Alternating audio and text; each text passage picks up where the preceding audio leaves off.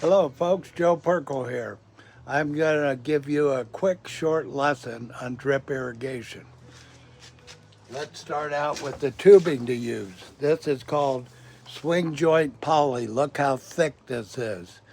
You could get thinner, but I would not go with any from Home Depot, Lowe's, or Ace Hardware. I'd go to someplace like Sprinkler World, Ewing, someplace like that. This needs a special tool to get through it because it's so thick. But when you do emitters, I suggest you use rain bug emitters, and they come in different sizes. The ones I use the most are a half gallon, 1 gallon, and 2 gallon.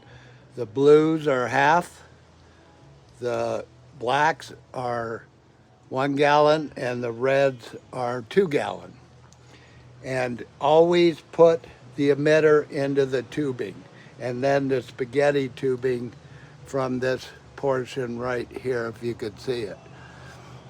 The reason for that is because if you put the emitter at the end of the spaghetti tubing and you put a barb into the drip tubing, an animal could come along and chomp on the spaghetti tubing, and then you've got a geyser. So always put the emitter into the main tubing.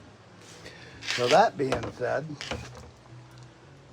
the other thing I do is I use laser tubing, which is this. It comes in 1 gallon emissions, and they come at 6-inch and 12-inch intervals.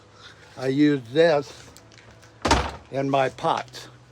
I use a barb such as these. I use different barbs like this, barbs, and they come straight, and tees and so forth. And you use these to go in to the laser tubing, and then you do a spiral around your pots.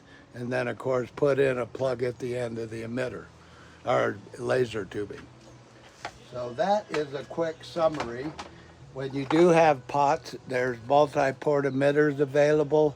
I used to use these. I don't know if they're available anymore, but I liked them because you could adjust the flow.